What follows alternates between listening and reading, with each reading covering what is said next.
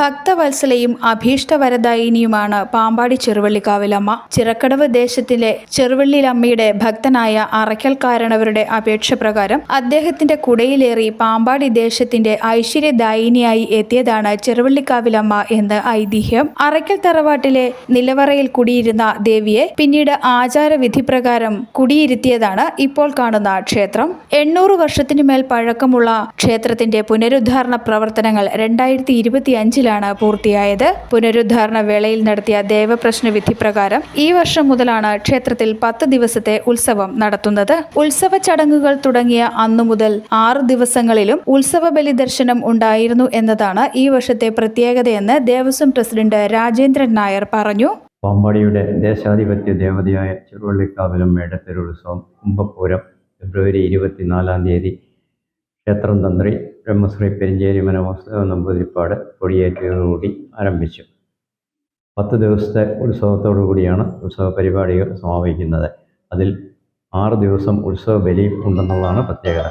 നിരവധി ഭക്തരാണ് എല്ലാ ദിവസവും ഉത്സവ ബലി ദർശനം തൊഴുത് അമ്മയുടെ അനുഗ്രഹം തേടിയത്. ഞായറാഴ്ച ഉച്ചയ്ക്ക് നടന്ന ഉത്സവ ബലി ദർശനത്തിലും 100 കണക്കിന് ഭക്തർ പങ്കെടുത്തു. തുടർന്ന് പ്രസാദമൂട്ടും ഉണ്ടായിരുന്നു. ക്ഷേത്രത്തിൽ തിരുവുത്സവത്തോടനുബന്ധിച്ച് പ്രത്യേക പൂജകൾ നടക്കുന്നതിനൊപ്പം തിരുവരങ്ങിൽ വിവിധ കലാപരിപാടികളും അരങ്ങേറുന്നു. ഞായറാഴ്ച വൈകിട്ട് ദുർഗാ വിശ്വനാഥും സംഘവും അവതരിപ്പിച്ച ഗാനമേള കാണികളെ ഉത്സവ ലഹരിയിലാഴ്ത്തി.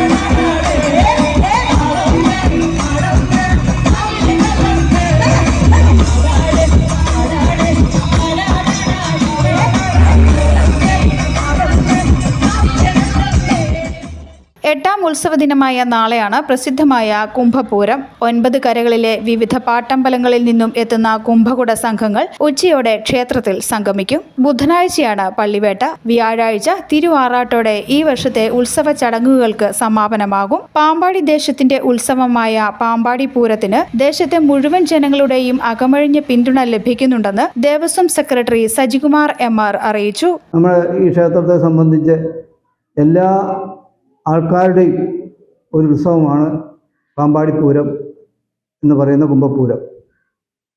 അത് എല്ലാവരുടെയും ഒരു പങ്കാളിത്തത്തിനകത്ത് നമ്മൾ എപ്പോഴും ഉറപ്പുവരുത്താറുണ്ട്. എല്ലാവരെയും നമ്മൾ ഇതിനോട് ഒരുമിച്ച് കൊണ്ടുപോകാൻ ശ്രദ്ധിക്കാറുണ്ട്.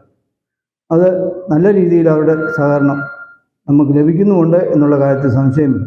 അത് ക്ഷേത്രത്തിൻ്റെ നിർമ്മാണ ഘട്ടത്തിൽ നമുക്കത് വളരെയേറെ പ്രയോജനം ചെയ്തു. അത് വളരെയേറെ നമുക്ക് മനസ്സിലാക്കുവാൻ സാധിച്ച കാര്യങ്ങളാണ്. News bureau, Pampady.